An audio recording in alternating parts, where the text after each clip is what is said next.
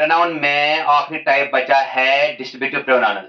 जो distributive pronoun है ये रेफर करता है मेंबर ऑफ द ग्रुप, लेकिन हम इन्हें इंडिविजुअली लेते हैं, न हम इन्हें एक साथ लेते हैं, न एज ए कलेक्शन लेते हैं। यानी हमें ये समझना है अगर ग्रुप इनका बना हुआ है, लेकिन ग्रुप में हमें एक एक करके लेना है, इन्हें हमें टच करना है हर एक को, इनकी इंडिविजुअली हमें लेना है इन्हें। जो ये डिस्ट्रीब्यूटिव प्रोनाउंस है ये ईच है, एवरी है, आइदर है, नीदर है।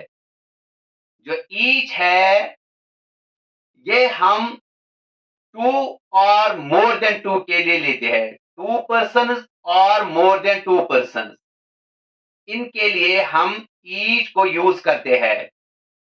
यानी अगर हम दो पर्सन को लेंगे तो दो पर्सन में इंडिविजुअली हम लेंगे एक एक करके।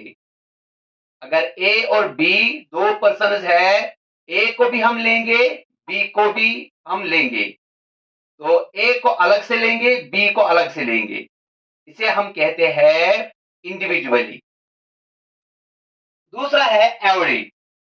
एवरी सारे मेंबर्स को टच करता है, लेकिन अलग अलग करके। अगर मेंबर्स इसमें एटलीस्ट 3 मेंबर्स होते हैं या 3 पर्सन इन्वॉल्व होते हैं या मोर देन 3 पर्सन होते हैं। ईच के लिए 2 पर्सन और मोर देन 2 पर्सन, यानी कि मिनिमम नंबर जो ईच के लिए है वो है 2 और जो एवरी के लिए मिनिमम है वो है 3।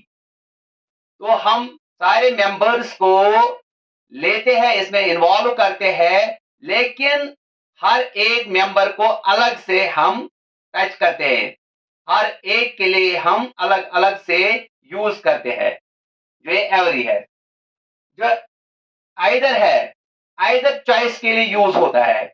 अगर हम 2 पर्सन को लेंगे तो दो में चॉइस लेना है, 2 थिंग्स को लेंगे तो दो में चॉइस लेना है, तो हम ये चॉइस के लिए यूज करते हैं, या ये या वो। लेकिन जो नीदर है, नीदर इसमें नेगेटिवनेस आता है, ना ए के लिए ना बी के लिए, ना ए इसमें इन्वॉल्व ना बी इसमें इन्वॉल्व। यानी कि जो नीदर है ये ईदर आइदर का अपोजिट है।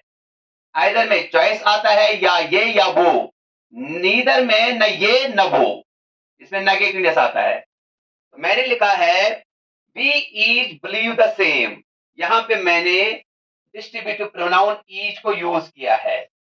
Each of my friends has made a call to me. Distributive pronoun each है। Each can go in various situations.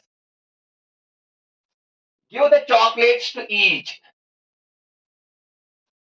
Each of you will be able to come to school.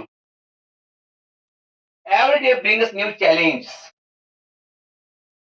Every one of you is excellent. You can drink either tea or coffee. She can neither see TV nor play. जो मैंने answer किया है यहाँ पे ये सारे distributive pronounce है।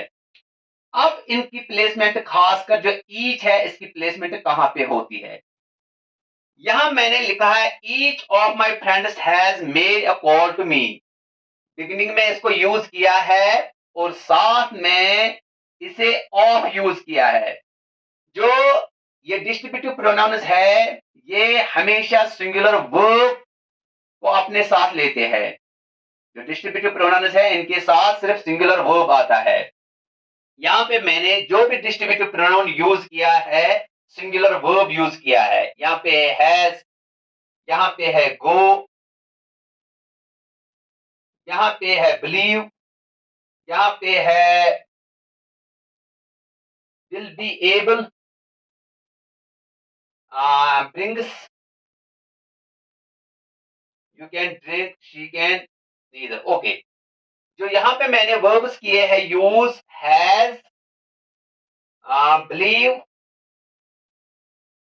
Brings, हाँ, ये सिंगुलर फॉर्म ऑफ वर्ब है। तो इसका मतलब है जो डिस्ट्रीब्यूटिव प्रोनाउंस है, इनके साथ सिंगुलर वर्ब आता है। जहां मैंने मॉडल वर्ब्स यूज किए हैं, जैसे यहाँ पे मॉडल वर्ब कैन को यूज किया है, यहाँ पे मॉडल वर्ब विल को यूज किया है, यहाँ पे मॉडल वर्ब अगेन कैन को यूज किया है। तो जो मॉडल वर्ब्स होते हैं, इनके बाद बेस फॉर्म ऑफ वर्ब आता है।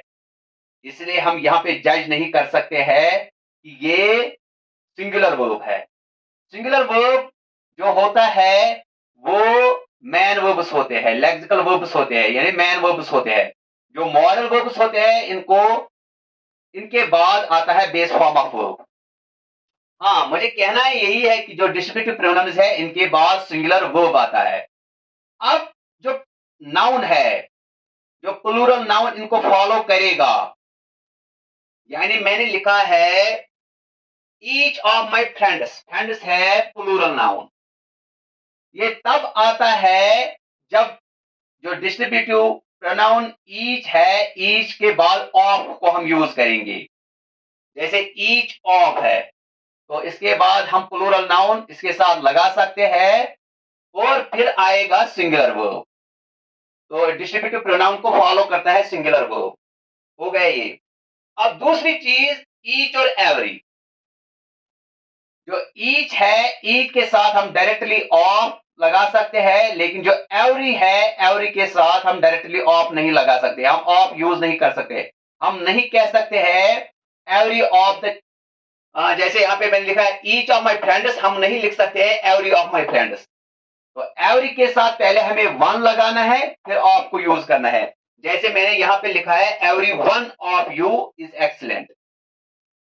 Every one of you is excellent, again यहाँ पे सिंगुलर वर्ब है। जो डिस्ट्रीब्यूटिव प्रोनाउन है एवरी वन, हकीकत में ये सिर्फ एवरी है। वन मैंने सफिक्स इसके साथ यूज किया है, जब वन इसके साथ लगाया तब हम ऑफ को यूज कर सकते हैं।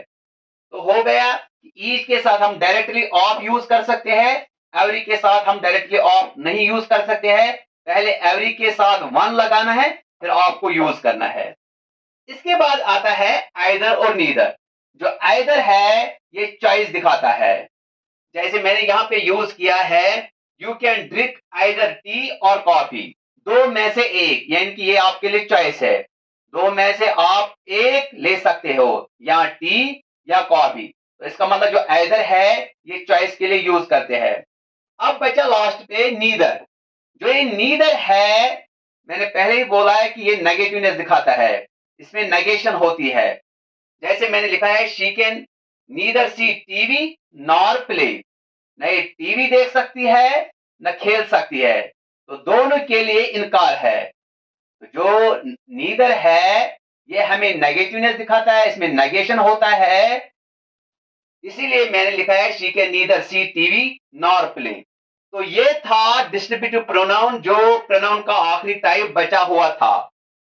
दूसरा चीज मुझे जो बोलना है, जो ये ईच है, हम एज सब्जेक्ट भी हम इसको यूज कर सकते हैं। जैसे मैंने लिखा है each can go in various situations. Can verb है, वर्ब से पहले सब्जेक्ट होता है। हाँ, हम सब्जेक्ट के बाद भी इसको यूज कर सकते हैं। जैसे मैंने लिखा है we each believe the same, तो ईच सब्जेक्ट के बाद भी आता है, एज सब्जेक्ट भी होता है। और तीसरा है give the chocolates to each, तो ये प्रेपोजिशनल ऑब्जेक्ट ऑफ प्रेपोजिशन बन गया। जैसे give the chocolates to each, ये ऑब्जेक्ट ऑफ प्रेपोजिशन बन गया। एक और है each can go, each of my friends has made a call to me, give the chocolates to each.